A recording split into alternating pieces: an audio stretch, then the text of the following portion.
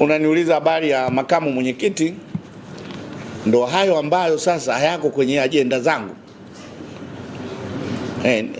Nilijua tu malo lazima nichokoze. Hayapo kwenye ajenda za mkutano mkuu. Kwa hiyo itoshe kusema mbona mimi nafanya ziara, napumzika, na kuwa na kazi zingine za kufanya, vikao vya ndani, vya ofisini, baada ya hapo naanza ziara tena. Kwa hiyo ni utaratibu wa kawaida tu. Kwa hiyo mzee hana jambo lolote. Hana jambo lolote. Kwa hiyo ni ratiba kwamba bwana nitafanya hapa, nikikamilisha napumzika, kuna jambo la familia, kuona watoto, na hata mimi mwenyewe lazima nijiwekee hilo.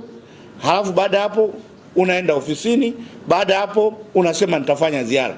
Kwa hiyo ni jambo la kawaida. Kwa hata mimi nikipotea wiki moja naambia Mwenezi kwa sababu amekata moto au amekata pumzi, nikipumzika wiki moja, hapana, ni ratiba tu. Kuna utofauti gani? Nasema kuna utofauti mkubwa.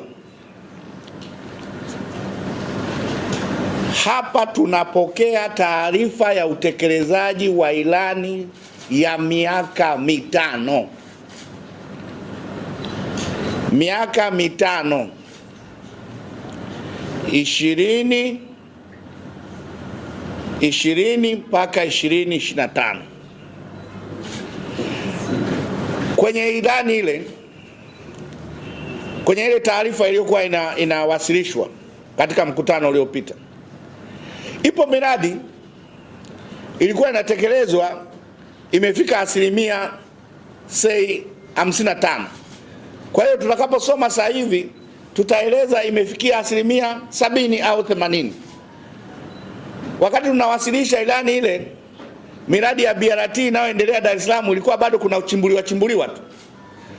Sasa hivi unaona majengo na asilimia zake, unaanza kuona hiyo miundombinu. Kwa hiyo ni tofauti. Hiyo miezi mitatu kuna mambo yamefanyika. Kwa hiyo huku kwa serikali ya Jamhuri ya Muungano wa Tanzania, kama tuliwasilisha kwamba jengo la hospitali limekamilika, maana yake katika miezi mitatu tutakuja na taarifa kwamba tayari wananchi wanatibiwa katika hilo jengo. Awali katika miezi mitatu ilikuwa labda vifaa tiba havijawekwa. Kwa hiyo niseme kuna utofauti, lakini toshe kusema kwamba ni utekelezaji sasa wa miaka mitano. La pili, ulisema mkutano mkuu unahitaji maandalizi, na unaona kama ni siku 10. Nakubaliana na wewe, mkutano mkuu ni jambo kubwa, lakini mpaka anakuja kutangaza, maana yake kulikuwa na maandalizi yanafanyika, na sasa natangaza nikiwa naamini maandalizi yamekamilika. Na ndio maana Chama cha Mapinduzi kina kamati kuu, kina halmashauri kuu, lakini kuna secretariat, sisi ambao ni waajiriwa wa kufanya kazi za kila siku chini ya katibu mkuu. Kwa hiyo sisi sasa ndio tunafanya zile kazi na watendaji. Kwa hiyo tukishajua kwamba tumefika mahali tunatoa taarifa. Kwa hiyo ndugu yangu, nikutoe wasiwasi, hatuwezi kweli kuandaa mkutano kwa siku 10. Hata mimi nakukubalia. Kwa hiyo hapa nilivyo naongea siku 10 ni kutangaza kwamba kutakuwa na mkutano mkuu. Kwa hiyo sio jambo la dharura ndani ya siku 10 tunaandaa mkutano, hapana.